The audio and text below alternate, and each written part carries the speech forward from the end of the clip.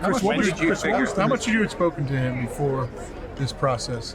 Never. Never? No. And so is it just an immediate... No, I got in contact with him after a conversation with Tom Coughlin, and he's the one that put us together. Was Tom over the top? He was absolutely over the top. He yelled at me 15 times before it was done. And once we got it done, he yelled at me again. So, Chris, you were talking about how you weren't sure when he was going to be available, or like when did you actually find out he was available? Who was the first person you called, or who called you when you realized he had been let go? And then was it immediately, let's go get the guy, let's talk to him? yeah, we discussed it as a group, as an ownership, and as an organization. And I decided that it was time to act on it.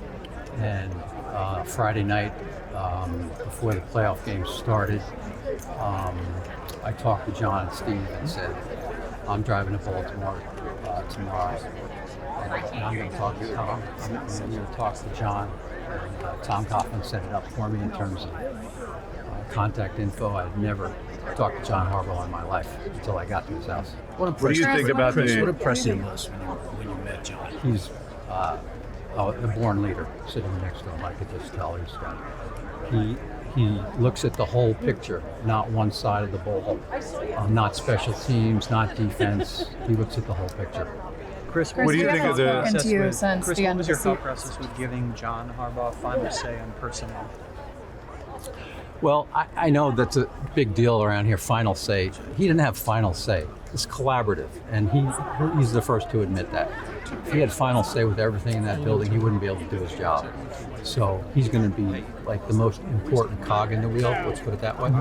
But in terms of final say, this is going to be a collaborative effort between ownership, general manager, and head coach. Chris, what do you think about the whole management structure changing now, like as a whole, like reporting directly to ownership rather than to the general manager? Listen, life has plenty of changes, and we've tried both ways, and we're just comfortable doing this with him.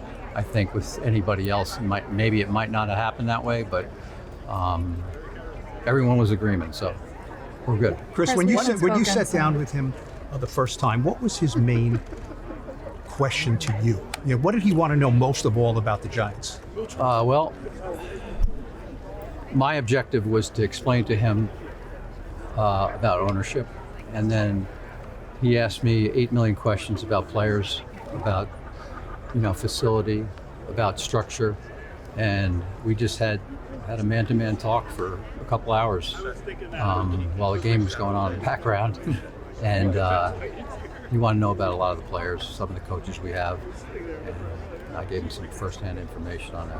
What did you feel like Has John read about how things ended in Baltimore? Did he lose the locker room? Did he have support of key guys? Did you do your research on that end to put any of those a little bit, yeah, but him and I did not discuss any of that. He's a true pro. He didn't badmouth anybody. He didn't say how bad it was in Baltimore at all. It was all about what was going to happen with the Giants. That's what we talked about. But you guys did your research on that, or we did a lot of research on it, yes. We haven't spoken to ownership since the decision to fire Brian Dable and retain Joe Shane. What went into that, and why did Joe stick around? And has he gotten an extension? I think Joe stuck around because of what you just heard Coach say. That's why he was around here.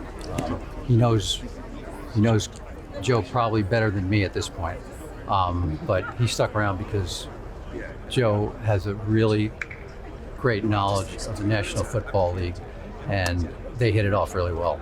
From your initial standpoint, Chris, what was, just from a human standpoint for you, what was it like to go through this process while John is, your brother is battling something so serious? What were your emotions throughout this? And my emotions were, let's get it done, because John, he was really high on Harbaugh, and I knew that's who he wanted. We cast a wide net on the whole coaching staff, and he was number one on it. From your initial conversations, did you feel like you had a great shot at him? And also, why was he the guy that you wanted? When I left his house on that day, I drove there, I drove home, and I talked to John, I talked to Steve, and I said, this guy wants to be a Giant. As the process dragged on, the negotiation process, was there any doubt in your mind that it was going to get done? No. Chris. No, I didn't have any doubt. Now, I knew there was a lot of work to be done in terms of negotiation, but I would have bet a lot of money on it. So, What was Chris, the biggest how's that- hurdle in the negotiations when you got to that point? just about structure. And it wasn't really a big deal, to be honest with you. He was just crossing all his T's. He just wanted to make sure. This is the first time he's done this in 18 years, and this is a new job for him, and it's a new coach for us. So we just had to make sure we aligned, and we did. How much do you expect the structure and really organizational hierarchy to change in general? Very little. Chris, Very little. You mentioned How Tom. delicate and difficult has the dynamic been with John battling what he's battling and you stepping up? And how would you describe your evolving role? I'm just helping him any way I can, and he's here every day pretty much. We talk all the time, and no one has a better idea about the league than him. So I've learned a lot from it, and I've kind of taken the reins when he's not able to. Why was John the guy that you guys wanted? Why was he the guy? Credibility, leadership.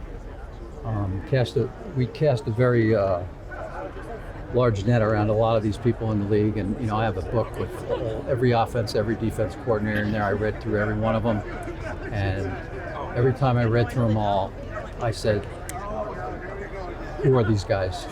We knew who John Harbaugh was, and we have tried the other way before many times. It just didn't work out for one reason or the other, and we needed credibility, and he was it. You mentioned Tom Coughlin playing a role. Just kind of what did he say to you to kind of sell you on Harbaugh? Get your down there. That's what he said. What challenges might he face in New York that he didn't face in Baltimore? I'm looking at all of them right now. I mean, nothing beyond that, though. Two beat writers down there, maybe. This is the challenge for him, in my opinion. Nothing beyond that. No.